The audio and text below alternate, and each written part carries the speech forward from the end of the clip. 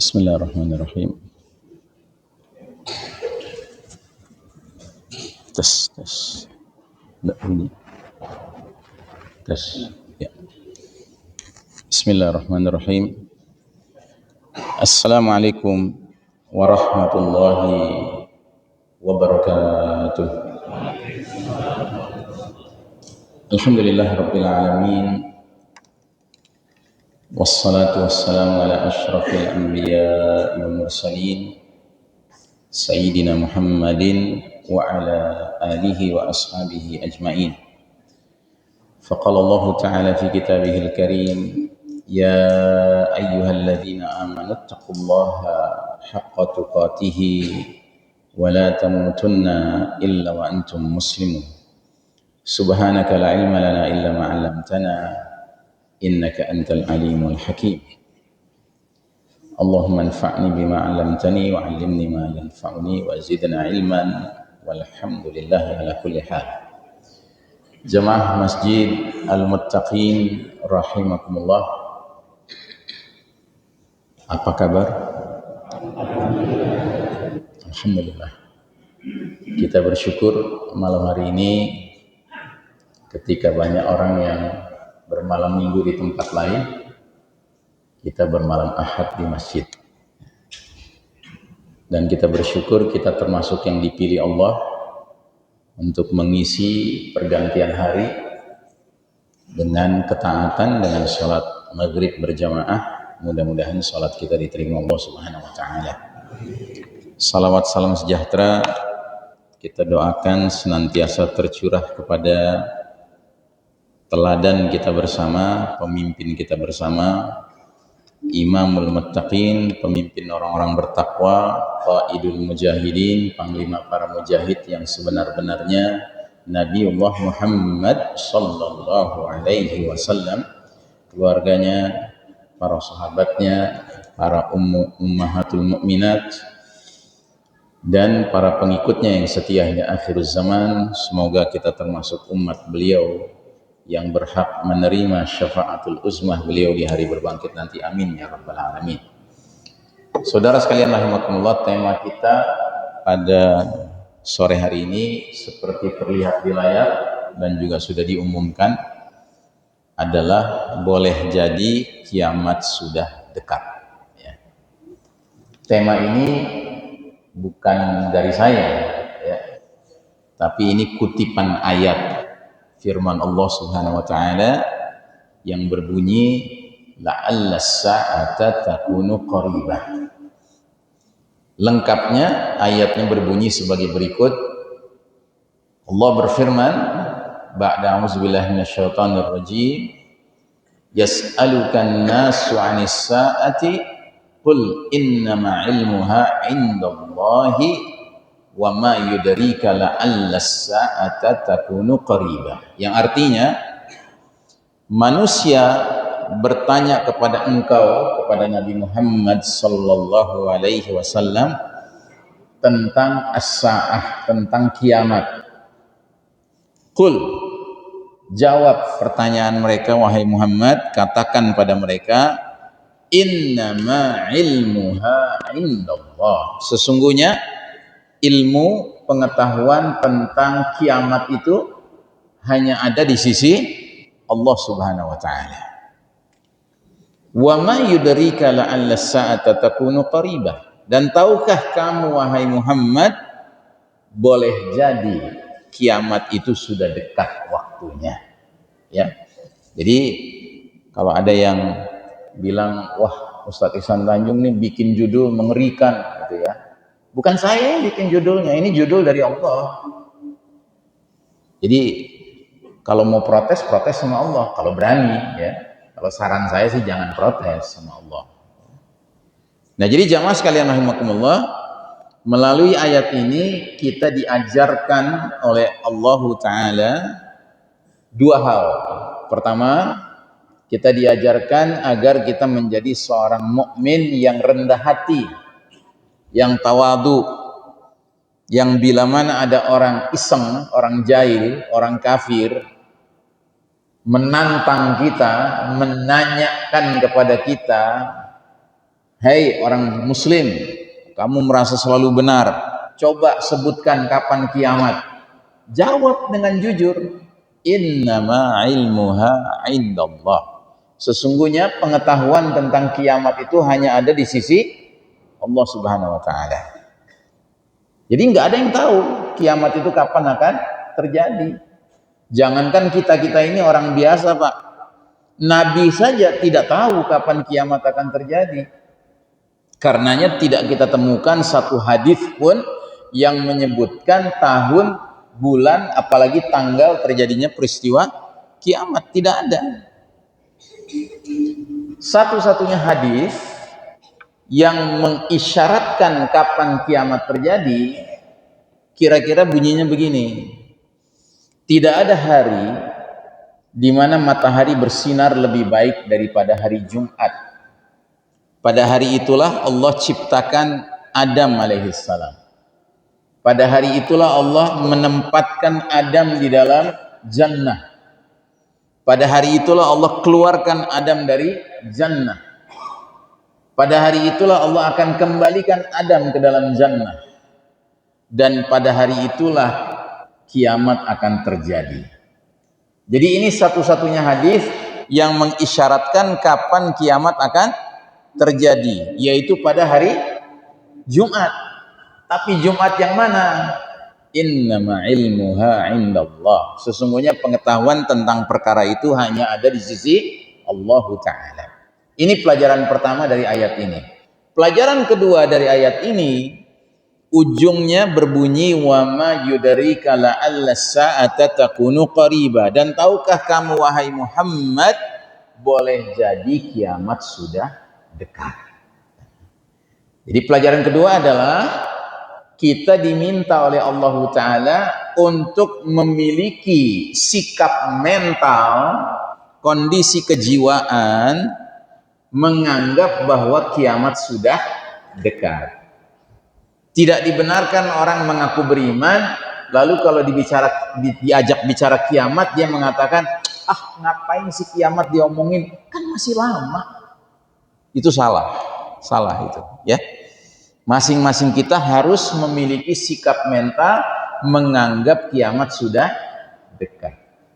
Soal ternyata dia sudah tinggal seminggu lagi, masih sebulan lagi, masih setahun lagi, masih 10 tahun lagi, masih 100 tahun lagi, ya itu urusan lain. Tapi tidak boleh kita mempunyai sikap mental menganggap kiamat masih lama. Supaya apa? Supaya kalau kita menganggap kiamat masih lama, kita jadi tenang-tenang saja. Itu yang nggak boleh. Dengan kita selalu ingat kiamat sudah dekat, kita menjadi orang beriman yang terus-menerus memasang sikap waspada, sikap hati-hati, sikap menjaga diri, sikap memelihara iman. Ya, baik. Nah, dalam sebuah hadis Nabi Muhammad SAW bersabda, "Bu'ithtu ana was-sa'atu kahatain." Ya. Wa yaqrunu baina isbaihi as-sababati wal wusta, yang artinya aku Nabi Muhammad SAW dengan peristiwa kiamat diutus berdampingan seperti ini.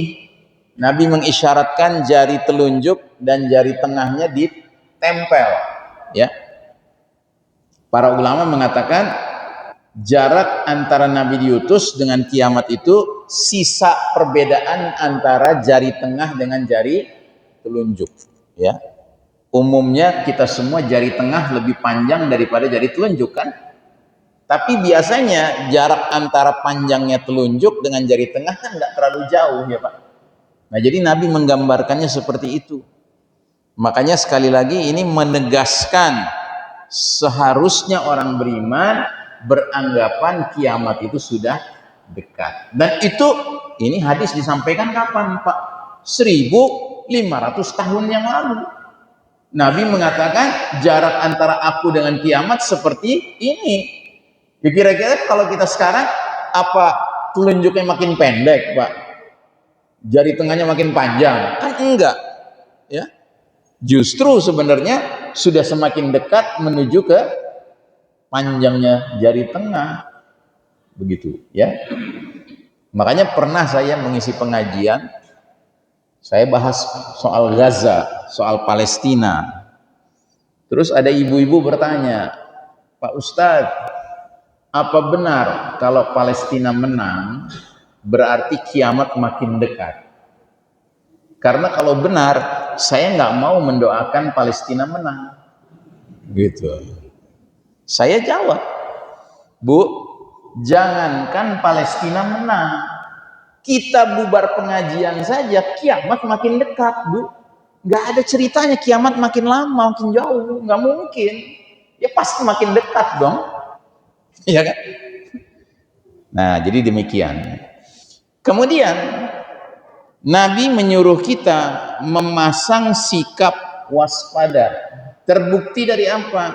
Terbukti dari hadis berikutnya ini. Disebutkan, wa kana idza dzakara as-sa'ata ahmarat wajnatahu 'ala sautuhu washtadda ghadabuhu ka'annahu nadhiru jaishin yaqulu sabbahakum massakum, yang artinya bila mana Nabi Muhammad sallallahu alaihi wasallam sedang berbicara perihal kiamat, maka kedua pipi beliau memerah, suara beliau meninggi, amarahnya bertambah-tambah, seolah-olah Nabi memperingatkan pasukan perang dengan mengatakan, hati-hati kalian di waktu pagi, hati-hati kalian di waktu sore.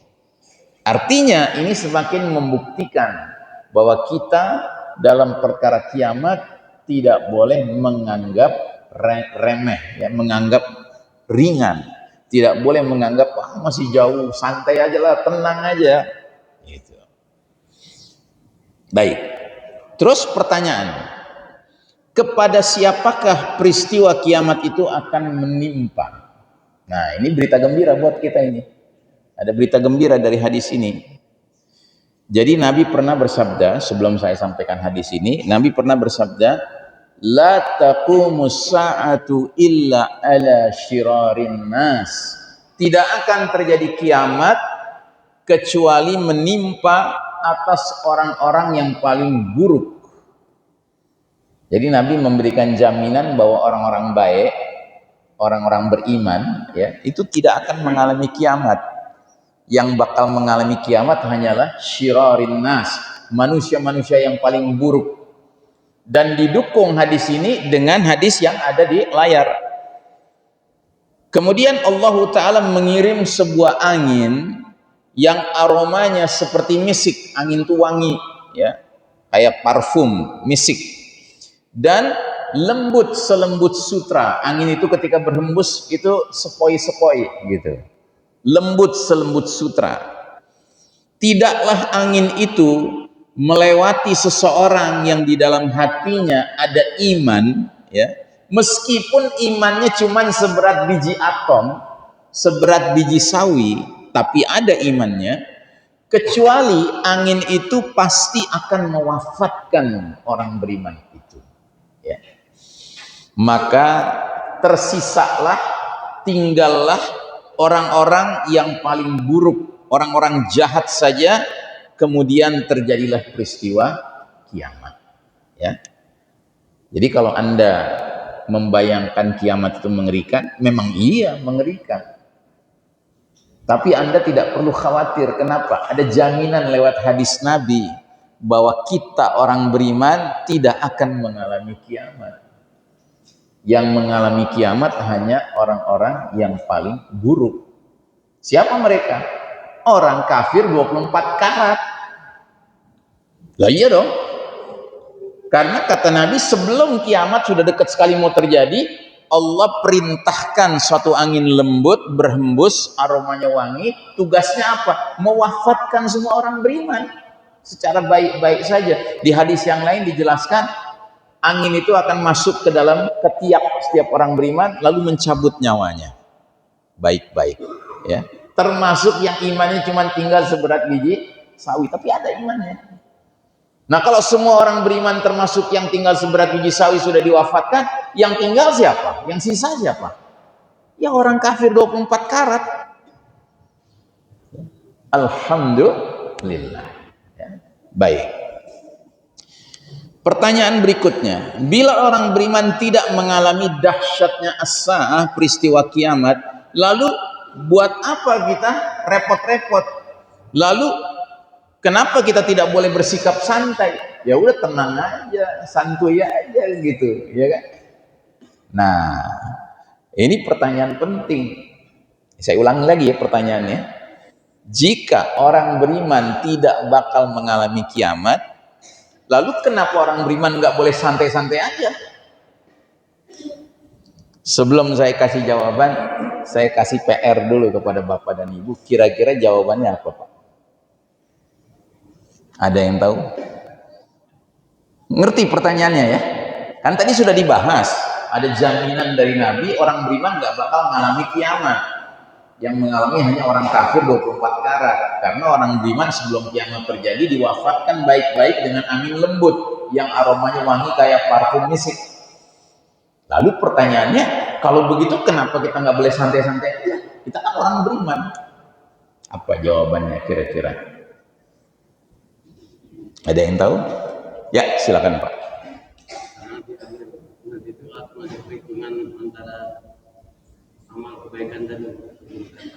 Karena ada pengadilan. Itu nanti Pak urusannya. Ini pertanyaannya ke sekarang nih. Silakan Pak. Tidak ada jaminan seorang menjadi muslim terus menerus. Maksudnya menjadi mukmin, orang beriman terus menerus begitu ya. Nah, ini jawabannya Pak. Alhamdulillah kita sekarang beriman. Tapi apa iya besok kita masih beriman? Ya kan? Ini yang harus kita khawatirkan. Sebab memang ada peringatan dari Nabi lewat hadisnya. Ini dia peringatannya. Nabi bersabda, "Badiru bil a'mali fitanan kaqita'il lailil muslim." Bersegeralah kalian beramal sebelum datangnya fitnah-fitnah seperti malam yang gelap gulita. Jadi sebelum kiamat terjadi akan ada kondisi di mana dunia ini diselimuti oleh fitnah yang begitu masif sehingga digambarkan seperti malam gelap gulita, yang jika fitnah itu terjadi maka kita harus mempercepat beramal, jangan tunda-tunda. Setiap terbersit di hati ingin berbuat kebaikan, jangan tunda-tunda, segera kerjakan. Kenapa? Karena yusbihur rajulu mu'minan wa yumsi kafiran, atau yumsi mu'minan wa yusbihu kafiran. Pagi hari seseorang masih beriman, sore harinya kafir. Sore hari masih beriman, pagi harinya kafir. Dan kenapa itu terjadi? Yabi'u dinahu bi'aradin minad dunya. Karena orang itu rela menjual agamanya demi mendapatkan kenikmatan dunia. Jadi demi kenikmatan dunia, dia rela agamanya dia jual. Pertanyaan, bagi kita orang beriman, agama itu mahal atau murah, Pak? Mahal atau murah? Mahal. Barang paling mahal bagi orang beriman itu din, agama. Apa buktinya? Ada hadis Nabi mengatakan begini. Hadisnya berupa doa, panjang doanya. Di tengah-tengah doa itu ada yang bunyinya begini. Wala taj'al musibatana fi dinina. Ya Allah, janganlah timpakan musibah pada kami dalam urusan agama kami. Jelas ya? Jadi orang beriman itu kalau kena musibah kesehatan, jadi sakit, itu sabar, Pak. Orang beriman kena musibah dalam kaitan dengan harta, tiba-tiba jatuh miskin, dia sabar, Pak. Tapi kalau orang beriman kena musibah agama, Pak, percuma dia sabar. Karena itu puncak musibah, Pak. Jelas? Ya, misalnya ada orang tiba-tiba dengar kabar anaknya murtad, gitu. Setelah dengar kabar itu, dia milih agama apa? Bukannya dia pusing gitu kan, dia cuma nanya, dia milih agama apa? Ya udah, emang dia maunya gitu. Nah, gitu. Ini ngaco ini, ngawur ini. Ini musibah agama. Jelas ya Pak? Nah, sekarang pertanyaan berikutnya. kenikmatan dunia itu murah atau mahal, Pak? Hah? Nah ini selalu di semua majelis kalau saya tanya agama tuh mahal atau murah, mahal, sepakat. Begitu ditanya kenikmatan dunia mahal atau murah, jawabnya malu-malu gitu. Kita mesti jawab dengan tegas, kenikmatan dunia tuh murah bagi orang beriman. Dapat alhamdulillah, nggak dapat alhamdulillah. Kenapa? Semua kita udah dijatah sama Allah. Jatah kenikmatan dunianya sudah dibagi sama Allah. Tinggal kita kalau dapat kita syukuri, kalau nggak dapat kita sabari, itu aja.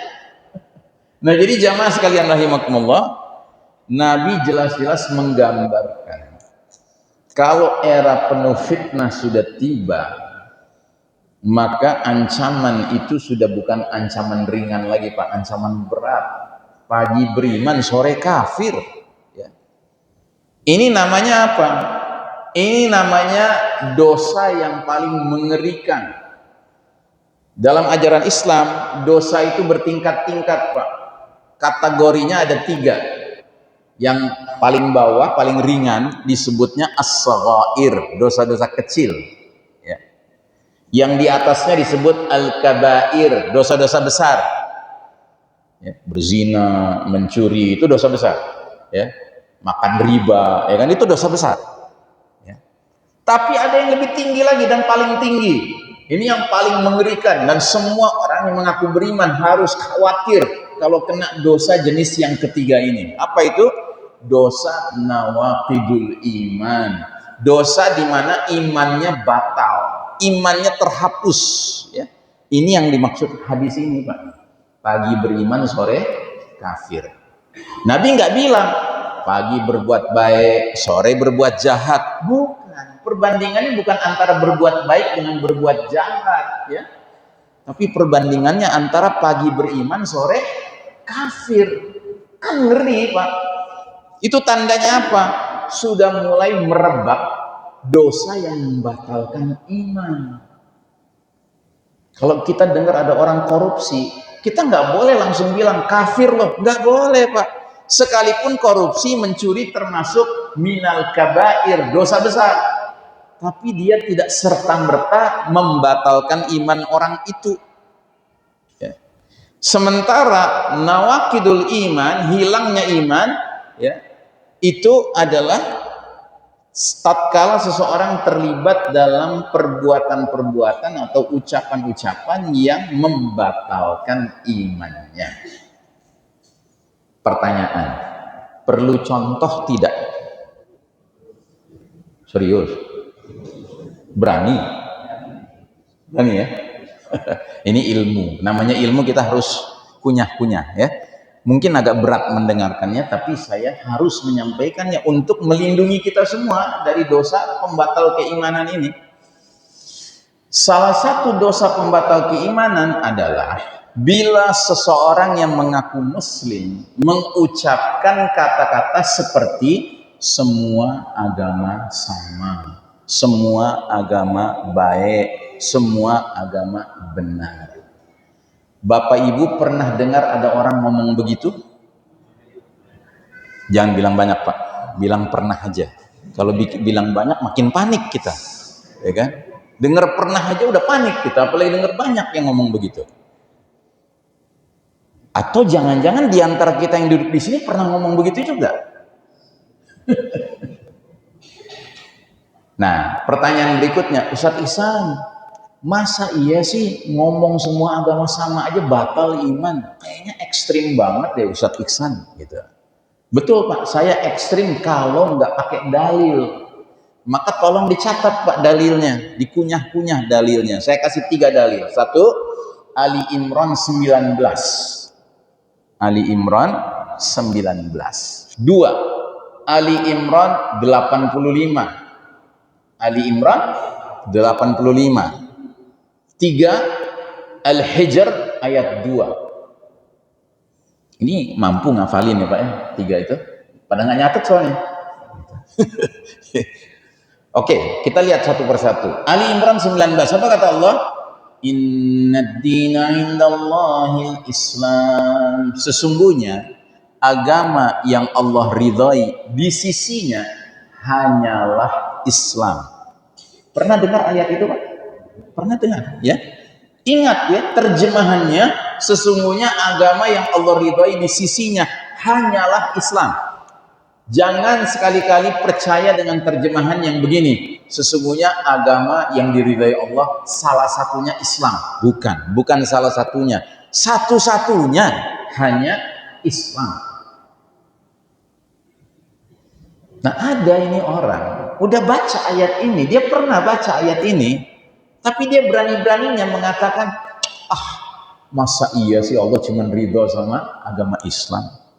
Saya punya tetangga kanan rumah saya, orang Kristen, baik bener sama saya. Tiap masak sebagian makanan dikirim ke rumah saya. Oh, baik banget tuh tetangga.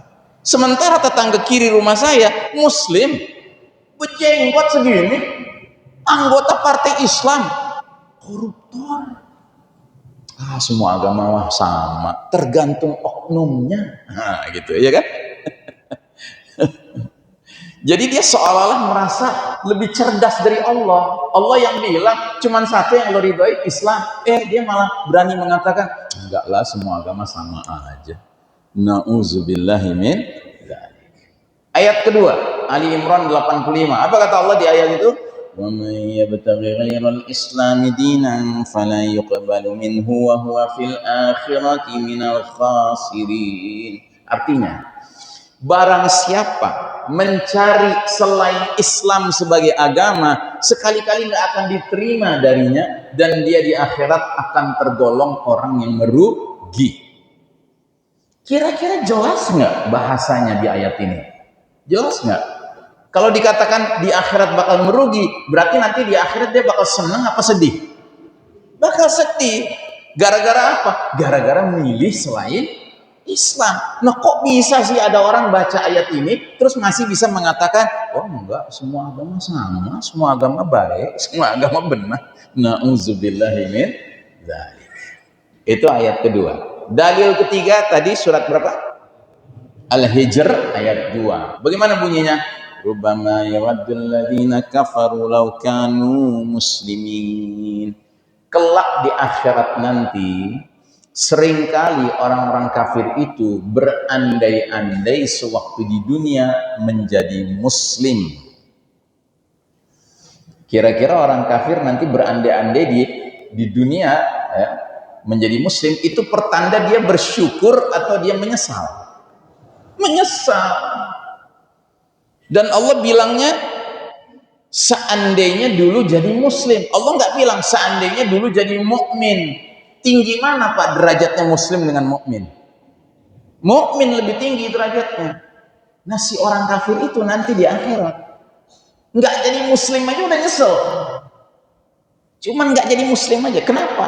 Karena Anda harus tahu, kita kaum muslimin ini semua tentu berharap masuk surga JTL. Tahu JTL Pak? Jannah tembak langsung. Maksudnya cuk gitu masuk surga langsung. Tapi nantinya akan ada muslim-muslim yang saking banyak dosanya di dunia, udah ngalamin macam-macam musibah, penyakit, kecelakaan, penderitaan, ya kan? Terhapus sebagian dosa-dosanya, tapi karena banyak numpuk, dia terpaksa setelah di akhirat nanti harus dicuci, dibakar dulu sisa dosanya di neraka, baru setelah itu pindah ke jannah karena ada imannya gitu. Dia banyak dosa tapi nggak ada dosa nawakidul iman, nggak ada dosa pembatal iman, nggak ada, cuman dosanya banyak dan belum selesai dengan berbagai musibah yang dialami di dunia. Terpaksa sama Allah masuk dulu jadi narapidana dulu sampai masa tahanannya selesai, dibakar habis, pindah dia. Nah, boleh jadi waktu dia di neraka dia bertetangga sama penghuni neraka orang kafir. Orang kafir tuh bingung, ada juga muslim masuk neraka. Dia nggak tahu aja. Setelah beberapa waktu pindah tuh muslim ke surga. Ya, tahu gitu gue jadi muslim, walaupun harus masuk neraka dulu. Ngerti Pak? Ngerti ya? Nah, kok bisa ada muslim ketemu ayat ini masih berani mengatakan semua agama sama, semua agama baik, semua agama benar. Jelas ya Pak? Nah, ini contoh ya. Nah, sekarang setelah dengar contoh ini, kira-kira di zaman kita sekarang ini orang yang terjebak dalam dosa yang membatalkan iman ada atau tidak? Ada ya, Pak. Jangan bilang banyak, Pak, bilang ada ya. Makin hari harus makin kita persedikit orang yang logika ngawurnya seperti itu. Dan kenapa mereka bisa mengatakan kalimat batil ini? Karena ada sebuah ajaran yang sengaja disebarluaskan oleh musuh kita Zionis, namanya pluralisme. Ya. Pluralisme itulah yang telah menyebabkan banyak orang yang mengaku muslim sekalipun akhirnya setuju dengan pemikiran semua agama sama, semua agama baik, semua agama benar, ya.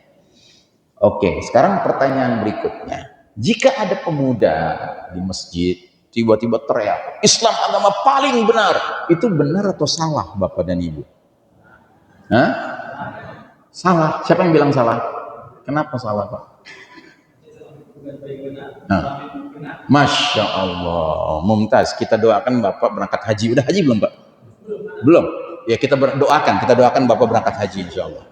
Gitu. Ini benar. Jadi ucapan Islam agama paling benar itu salah, Pak. Tidak ada ayat, tidak ada hadis mengatakan Islam paling benar. Yang ada ayat yang mengatakan huwallazi arsala rasulahu bil huda wa dinil haqqi liyuzhirahu 'ala dini kulli walau karihal musyrikun. Dialah Allah yang mengutus Nabi Muhammad SAW dengan petunjuk Al-Quran, dengan dinul haq, agama yang benar, al-Islam, untuk dimenangkan atas segenap agama lainnya sekalipun kaum musyrikin tidak menyukai. Jadi Allah bilang di ayat ini, Islam agama paling benar atau agama yang benar? Agama yang benar. Jadi Allah menginginkan kita tanpa ragu-ragu mengatakan Islam adalah agama yang benar. Kalau kita mengatakan Islam agama paling benar, berarti kita mengakui agama lain juga benar, tapi kurang benar. Allah nggak mau kita setengah-setengah. Maunya Allah kita tuh tegas mengatakan Islam agama yang benar, agama lain apa, Pak? Salah. Jelas? Jelas, Pak? Ya. Ini harus duduk dalam keyakinan dan pemahaman kita sebagai muslim. Tapi tolong hati-hati.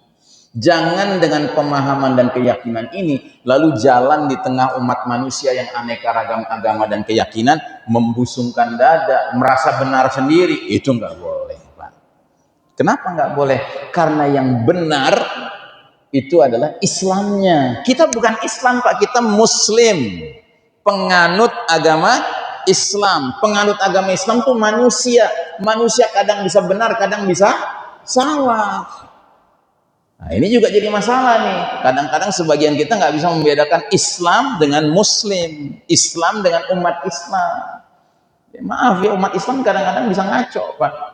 Tapi kalau Islam itu nggak ada cacat, nggak ada celaknya, sempurna. Agama Islam itu agama Allah, dinullah. Tapi kalau kita manusia, Pak, kita memeluk Islam. Dan karena masih banyak umat Islam yang tidak benar-benar berpegang teguh pada Islam, akibatnya yang ngaconya lebih banyak dari yang benernya. Makanya kalau kita mau jadi bagian dari yang benar, berpeganglah kepada Islam secara kokoh. Ya, itu pun nggak bisa membuat kita sempurna benarnya. Kenapa? Kita manusia. Jelas sih, Pak? Ya, baik. Nah, belum waktunya azan? Belum. Yakin nih? Kita yang menjalani era badai fitnah harus menyadari bahwa setiap saat keberadaan iman tauhid kita itu terancam. Eksistensi iman tauhid kita terancam. Jangan sampai ketika angin lembut nanti berhembus, ternyata kita termasuk yang tidak diwafatkan Allah Ta'ala. Na'udzubillah min dzalik. Ngeri sekali kan? Jadi seandainya nih kita adalah generasi yang mengalami angin lembut itu, Pak, menyebar dari Arab gitu, ngelewatin Pakistan, India, ya kan, Malaysia, masuk ke Indonesia, masuk ke Sumatera, masuk ke Pulau Jawa, masuk ke Bekasi Utara, ya kan, masuk ke Taman Wisma Asri, ya kan. Terus teman-teman kita yang biasa ke masjid, biasa ngaji, kita lihat satu persatu pada berjatuhan, meninggal. Kena kita, nggak mati kita. Na'udzubillahi min dzalik. Ngeri banget. Itu pertanda apa? Ternyata termasuk yang udah mengalami nawakidul iman, pembatalan keimanan tanpa sadar. Ya, na'udzubillah min dzalik. Nah, jadi ini yang harus kita waspadai, Pak. Karenanya ada hadis. Hadis ini mudah-mudahan bisa lebih menggambarkan kepada kita betapa zaman yang sedang kita jalani ini memang mengerikan, Pak. Ya, namanya hadis periodisasi.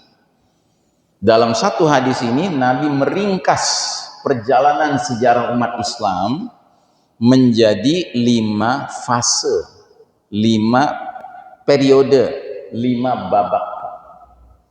Jadi menariknya hadis ini Bapak dan Ibu, dia menjelaskan tentang perjalanan umat Islam sejak Nabi diutus sampai umur umat Islam berakhir nanti menjelang kiamat. Dan yang menariknya lagi, setiap fase, setiap periode, setiap babak disebutkan oleh Nabi berdasarkan jenis pemerintahannya, jenis kepemimpinannya.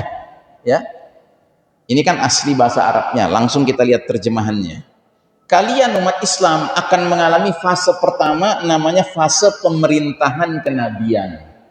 Selama masa yang Allah kehendaki, ketika Allah sudah berkehendak, fase pertama itu pun berlalu, datanglah fase kedua. Namanya pemerintahan khilafah ala minhajin nubuwah, kekhalifahan yang mengikuti metode kenabian dalam hal kepemimpinannya. Berlangsung selama masa yang Allah kehendaki, kemudian ketika Allah sudah berkehendak, fase kedua itu pun berlalu. Kemudian datanglah fase ketiga, pemerintahan mulkan abdan, raja-raja yang menggigit. Selama masa yang Allah kehendaki dan ketika Allah sudah berkehendak, fase ketiga itu pun berlalu, datanglah fase keempat.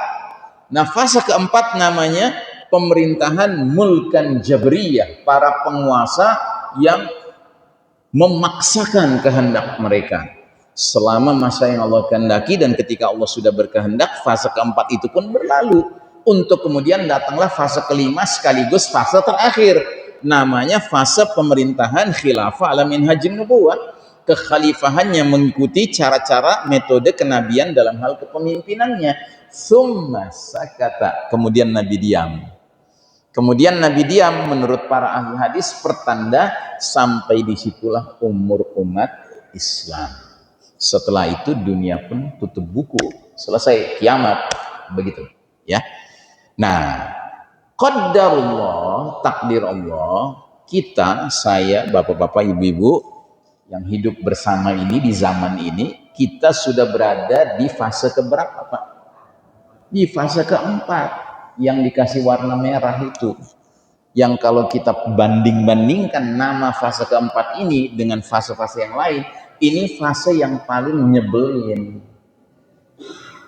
Apanya yang nyebelin? Pemerintahannya. Gitu. Nabi jelas-jelas bilang ini era pemerintahan mulkan jabriyah, para penguasa yang doyan memaksakan kehendak. Kalau udah keluar kebijakan, mau diprotes kayak apapun nggak bakal bisa dihapus. Gitu. Yang ada tuh sakit hati aja mulu. Tapi Anda jangan membayangkan Indonesia, ya.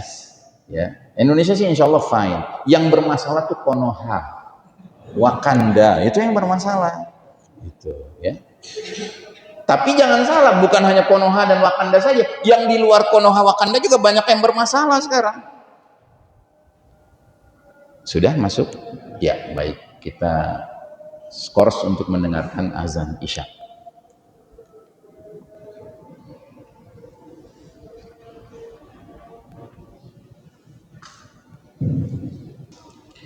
Baik, kita lanjutkan.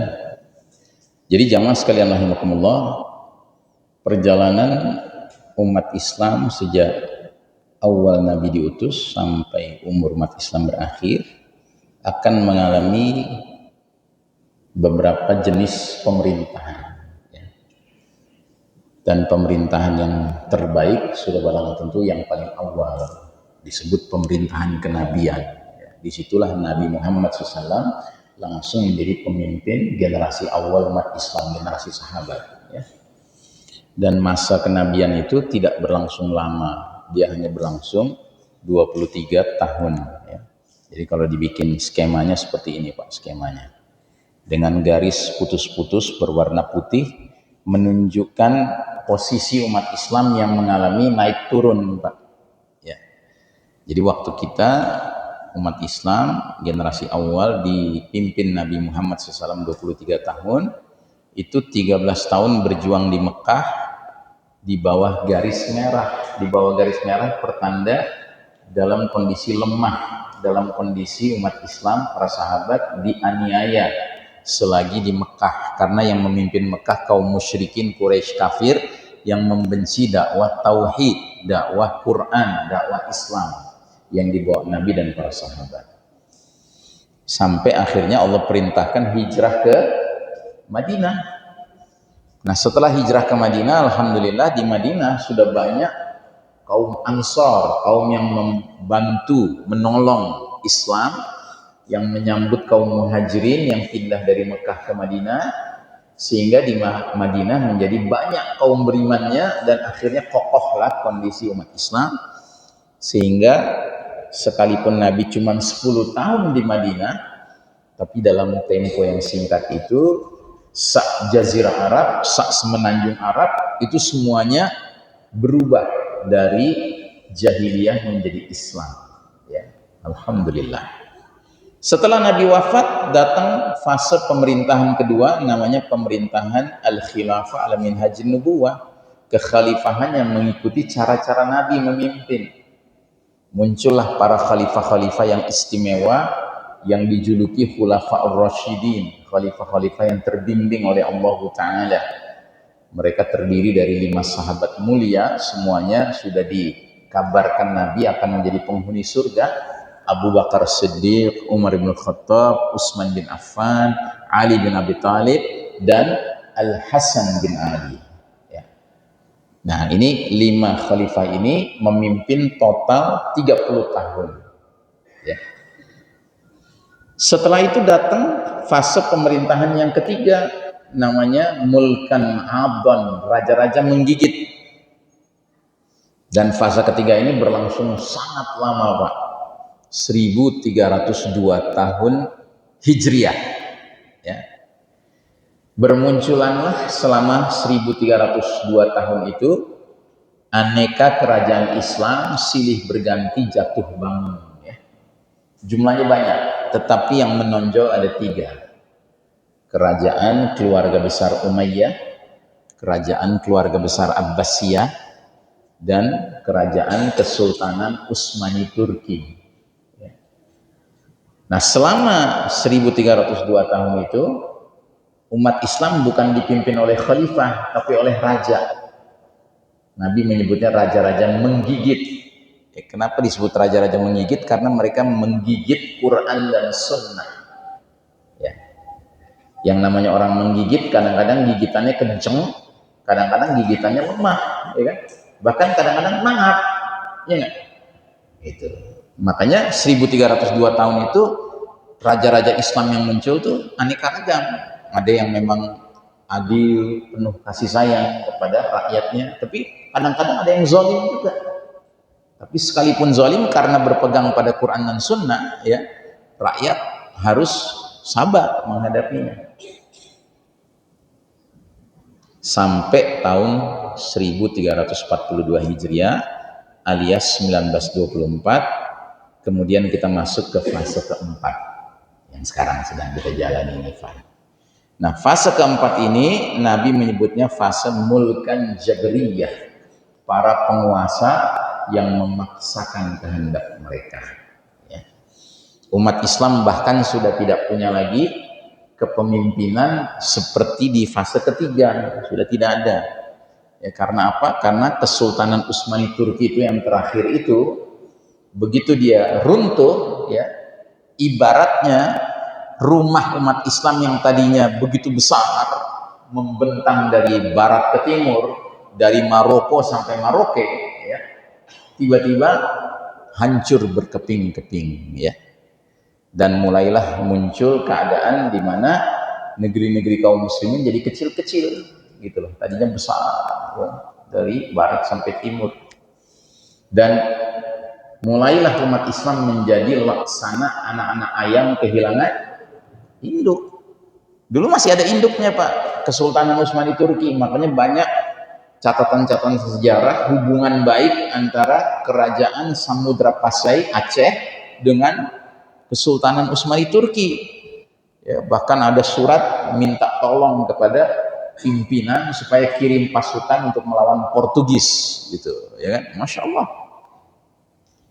Nah, tapi karena hancur rumah besarnya, ya, akhirnya jadi kayak anak-anak ayam kehilangan induk, menjadi laksana gelandangan, nggak punya rumah permanen. Tapi kan gelandangan biar bagaimanapun harus bisa punya tempat bernaung ya Pak. Akhirnya bikin bedeng. Ada bedeng Maroko, bedeng Mesir, ya, ada bedeng Pakistan, ada bedeng Indonesia, gitu kan. Kelamaan di bedeng, teriak-teriak bedeng harga mati. Lucu juga ya, padahal cuma tinggal di bedeng. Makanya kalau kita ngerti sejarah dan ngerti hadis ini, kita nggak akan terlalu arogan, gitu, sombong dengan posisi kita yang sebenarnya cuma tinggal di bedeng, gitu.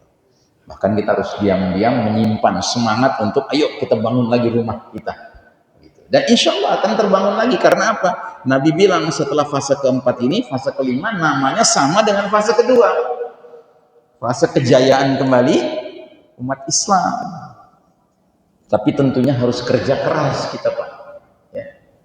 Nah, jadi periode keempat yang sedang kita jalani sekarang ini periode kepemimpinan Mulkan Jabriyah, para penguasa yang memaksakan kehendak mereka seraya mengabaikan kehendak Allah dan Rasulnya. Ini adalah era gelap kepemimpinan kaum kufar dan umat Islam terpuruk. Jadi begitu Kesultanan Utsmani Turki runtuh, ibaratnya Allah mengatakan, hai kalian umat Islam, sekarang bukan giliran kalian lagi mimpin dunia. Aku mau pilih yang lain yang mimpin dunia. Ya. Maka Allah pilih Barat mimpin dunia, Eropa, Amerika. Yang tidak lain adalah masyarakat Yahudi Nasrani. Ini yang sedang mimpin dunia hari ini. Oh Ustadz, enggak, umat Islam yang mimpin dunia hari ini. Yang mana yang mimpin dunia sekarang? Coba jawab. Enggak ada. Yang mimpin dunia sekarang Barat Pak.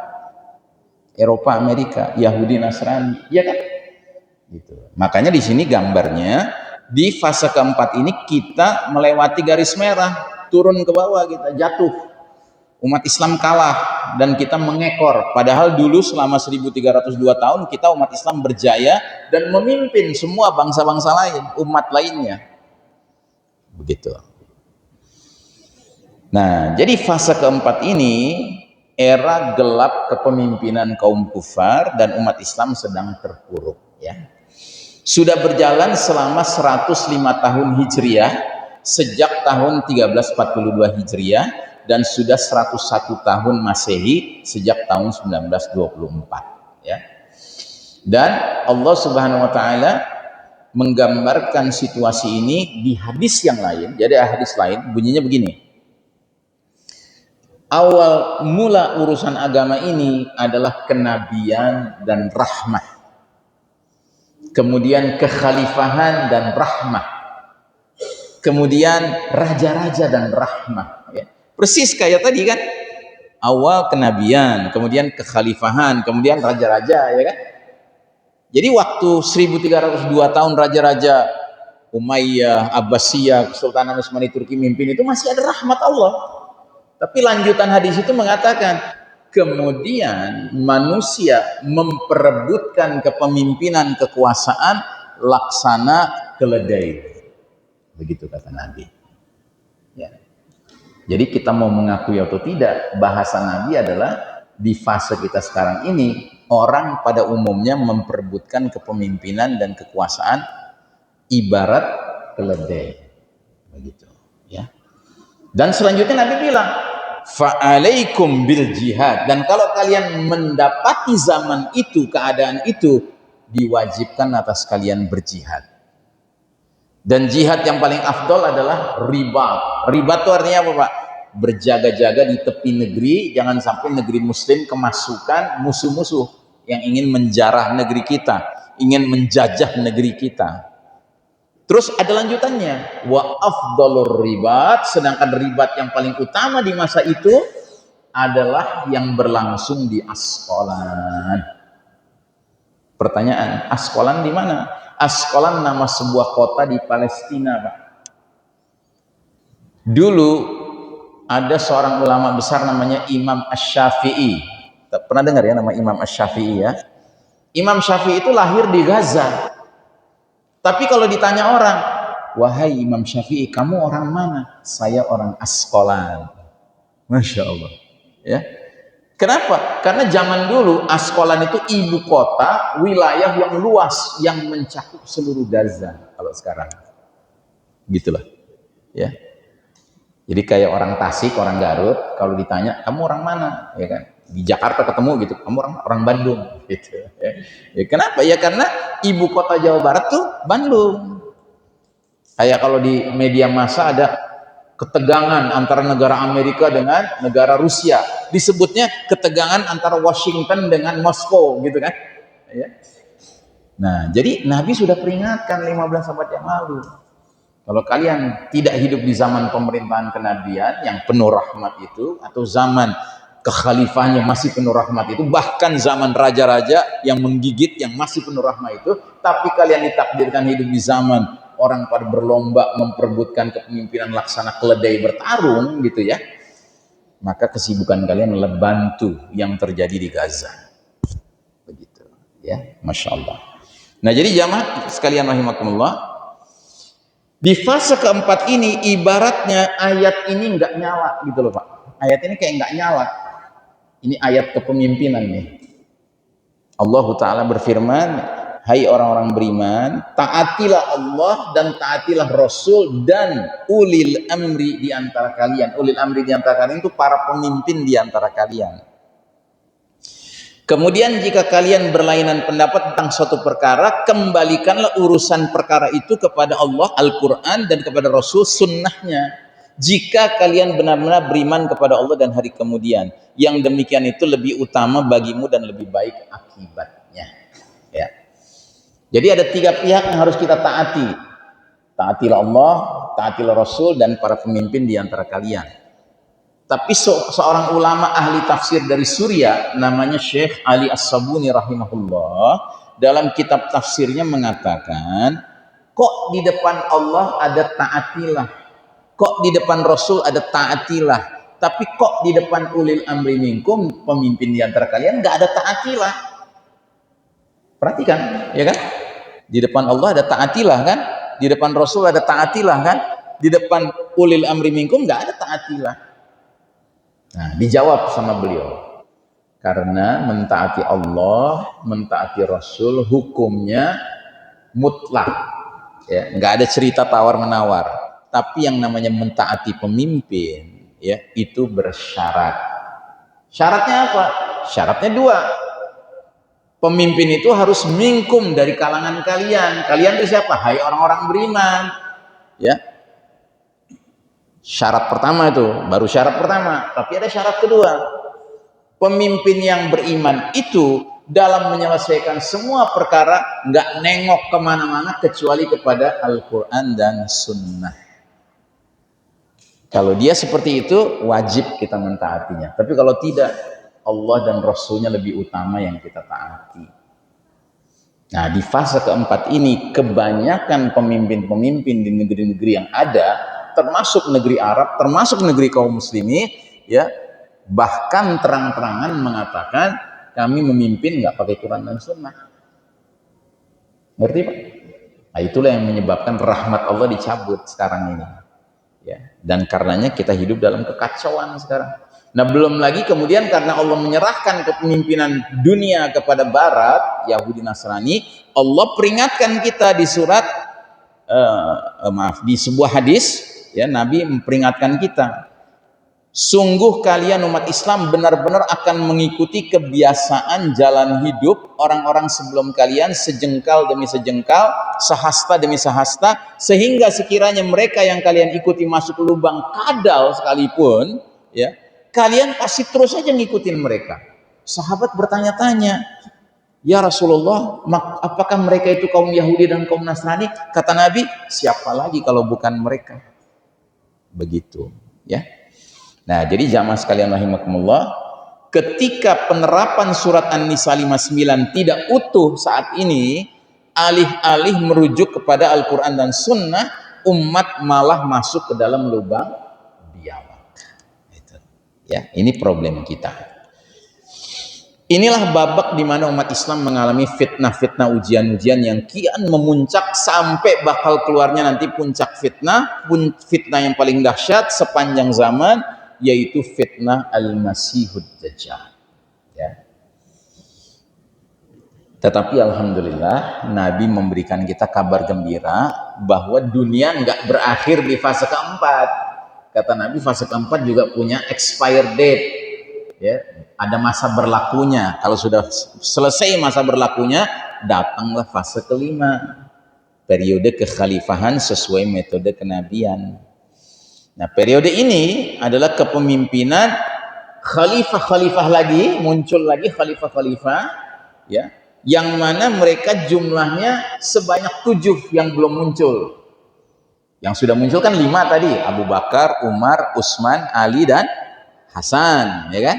Sedangkan Nabi dalam sebuah hadis mengatakan, agama ini akan tetap mulia, umat manusia akan tetap berada dalam kebaikan selagi yang memimpin 12 khalifah, dan semua mereka itu berasal dari Quraisy, suku Quraisy.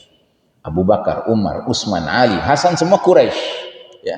Berarti kalau 12 masih sisa berapa? Sisa 7 lagi, Pak. Tapi sabar, 7 itu akan muncul kalau kita sudah masuk ke fase kelima nanti. Kalau fase keempat ini sudah berakhir, ya. Dan pertandanya itu nanti adalah dibebaskannya Baitul Maqdis. Karena ada hadis yang menyebutkan bahwa kekhalifahan di akhir zaman nanti ibu kotanya Baitul Maqdis atau Yerusalem, kata orang barat, gitu. Nah, periode kepemimpinan 6 khalifah sebelum hadirnya khalifah terakhir ke-7, yaitu Al-Mahdi alias Amirul Mukminin fi akhir zaman, pemimpin kaum mukmin di akhir zaman, yang sesudah beliau nanti diikuti dengan kepemimpinan Nabiullah Isa alaihi salam. Masya Allah, ya. Jadi kita umat Islam punya keyakinan yang mirip kayak orang Nasrani, cuman bedanya kita nyebutnya Isa alaihissalam, mereka nyebutnya Jesus Christ atau Yesus Kristus, ya. Tapi kita sama, Pak, keyakinannya akan turun dari langit nanti. Sama sampai di situnya aja, Pak, sisanya beda. Bahkan sampai titik turunnya di mana itu sama. Hadis mengatakan turunnya Isa alaihissalam nanti di akhir zaman di sebelah timur kota Damaskus, di sebuah masjid yang ada menara putihnya, dan itu diyakini para ulama namanya Masjid Al-Umawi. Memang menaranya berwarna putih, Manaratul Baida. Uniknya orang-orang Kristen di Suriah menyebut menara itu dengan sebutan the Minaret of Jesus, menara bakal tempat turunnya Yesus. Tapi jauh beda ceritanya kita dengan ceritanya mereka selanjutnya. Kalau mereka meyakini selanjutnya Yesus akan membangun kerajaan surgawi, semua orang diajak jadi Kristen. Oh, tidak. Kita meyakini berdasarkan hadis-hadis sahih Nabi Muhammad SAW, Isa alaihissalam turun di akhir zaman menjadi pengikut Nabi Muhammad SAW, bahkan mengajak semua orang ahli kitab Yahudi Nasrani dan agama-agama lainnya untuk memeluk agama Islam ini. Bahkan ada hadis bunyinya begini, yuqatilun nas alal Islam. Isa alaihissalam akan memerangi manusia sampai masuk Islam. Jadi istilahnya kalau Isa alaihissalam nanti sudah turun, Pak, cuma ngasih 2 pilihan aja sama orang kafir. Masuk Islam enggak loh? Kalau enggak, mati, dibunuh sama Isa alaihissalam. Gitu. Kok garang gitu Isa alaihissalam? Katanya Isa alaihissalam lembut orangnya, santun orang. Betul, tapi dulu nanti kalau turun di akhir zaman, ya kan dunia belum berakhir. Gitu. Dia bawa ketegasan, dia ingatkan, dunia udah mau berakhir, aku udah turun nih, dunia udah tinggal dikit lagi umurnya, kalian masih mau kafir juga, ya kan? Ya pilih aja, silakan. Masuk Islam, kau selamat dunia akhirat, kalau enggak aku bunuh. Begitu. Ya. Nah itu, tapi beliau akan jadi pemimpin paling akhir sekali setelah 7 khalifah yang dijanjikan Nabi muncul, dan yang terakhir adalah Al-Mahdi. Kepemimpinan Al-Mahdi berlangsung selama 7, 8, atau 9 tahun, dipenuhi berbagai ghazawat, peperangan-peperangan, dan diakhiri dengan perang terakhir melawan kaum Yahudi yang dipimpin langsung oleh Dajjal. Dan dalam perang tersebut pasukan Islam akan dibantu dengan turunnya Isa ibnu Maryam alaihissalam yang ditugaskan Allah membunuh Dajjal. Ya. Setelahnya Isa alaihissalam akan memimpin dunia ini selama sekian puluh tahun. Kemudian Isa alaihissalam akan menghadapi kaum Ya'juj wa Ma'juj. Ya. Tapi bukan dalam bentuk perang, Pak. Kenapa? Sudah habis waktunya. Oke.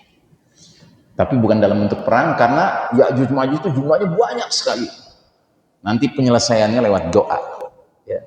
Doanya dikabulkan, maka Allah kirim pasukan tentara-tentara Allah berupa cacing-cacing atau ulat-ulat menggigit tengkuk-tengkuk Ya'juj Ma'juj, bermatian mereka. Begitu ya.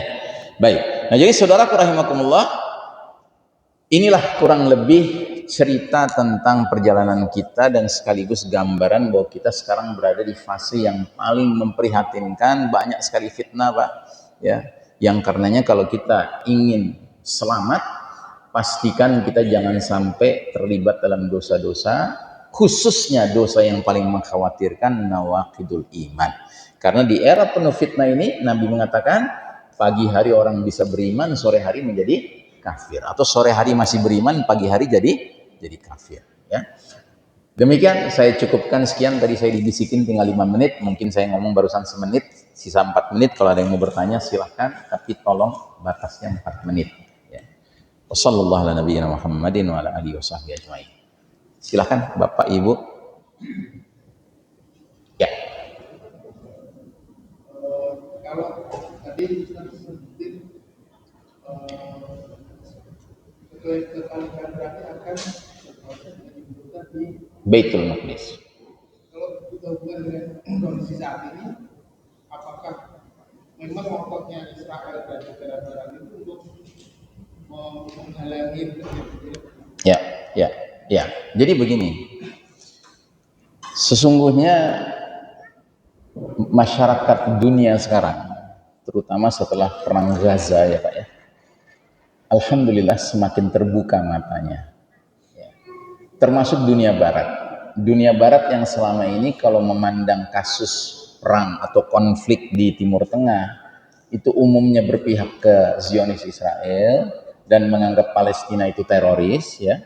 Tapi setelah 2 tahun genosida ini, akhirnya banyak masyarakat barat beralih malah berpihak ke Palestina dan menganggap Israel itu sebagai ya penjahat perang, ya.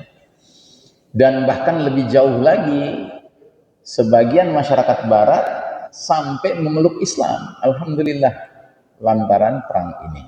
Ya. Nah, jadi memang di kalangan kaum Yahudi, orang Yahudi kan cerdas-cerdas, Pak. Ya, tahu nggak kita? Orang Yahudi cerdas-cerdas. Ibnu Katsir sampai mengatakan ayat ghairil maghdubi alaihim, ya Allah jangan masukkan kami ke dalam golongan yang engkau murkai.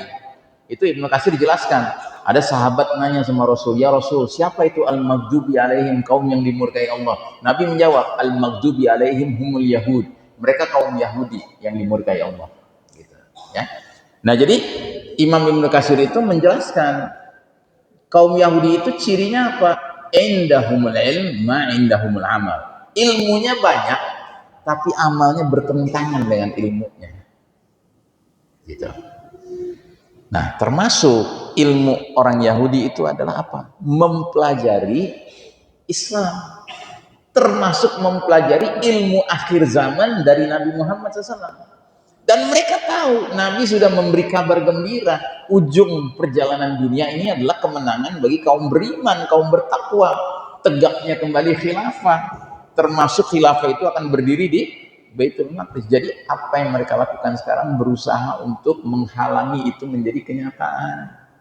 Tapi kira-kira yang bakal terwujud yang mana? Yang mereka atau yang kata Nabi? Ya kata Nabi dong, pasti. Karena Nabi datang dari Allah ilmunya kan. Begitu. Makanya sebulan lebih yang lalu, si setan Yahu, tahu setan Yahu ya? Ya. Itu mengeluarkan pernyataan. Tampaknya saya ini telah diberi tugas mulia untuk mewujudkan ya keberhasilan politik dan spiritual, yaitu mewujudkan the Greater Israel. Greater Israel itu Israel Raya yang wilayahnya mencakup Mesir, mencakup Jordan, Suriah, Lebanon, Irak, Mekah dan Madinah.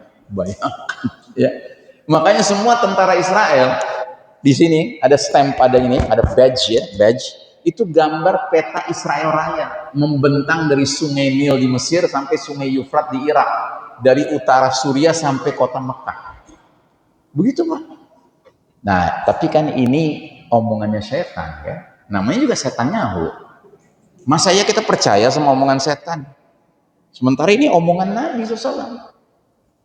Makanya hadisnya jelas.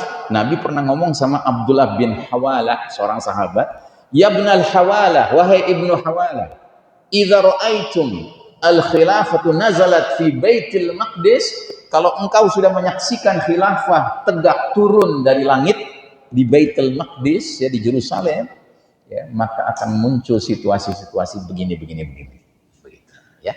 Jadi betul Pak, musuh Islam itu bukan musuh yang bego, dia cerdas. Cuman cerdas yang gak dipakai untuk kebaikan, cerdas untuk menunjukkan dirinya lebih hebat dari Allah. Kan kaum Yahudi itu kan antek-antek dajjal semua. Mereka dimurkai sama Allah karena apa? Karena sikapnya yang bukan sekedar istilahnya jahil, bukan sekedar jahil. Gitu. Dalam surat Al-Fatihah itu adalah kelompok kedua kan, waladhdallin, jangan masukkan kami ke dalam kelompok yang tersesat. Jadi ada yang dimurkai Allah, al-maghdubi alaihim, ada yang tersesat. Ibnu Katsir menjelaskan lagi, sahabat nanya, ya Rasulullah, siapa itu ad-dhalin yang tersesat? Kata Nabi, humun nasara, mereka kaum Nasrani. Jadi kalau Nasrani itu umumnya kayak orang bingung gitu, ngikut yang mana gitu. Tapi kalau Yahudi udah jelas posisinya musuh kita. Gitu. Tapi kalau Nasrani tergantung siapa yang nempel. Kalau yang nempel Nasrani itu Zionis Yahudi, kadang-kadang lebih Zionis dari Zionis.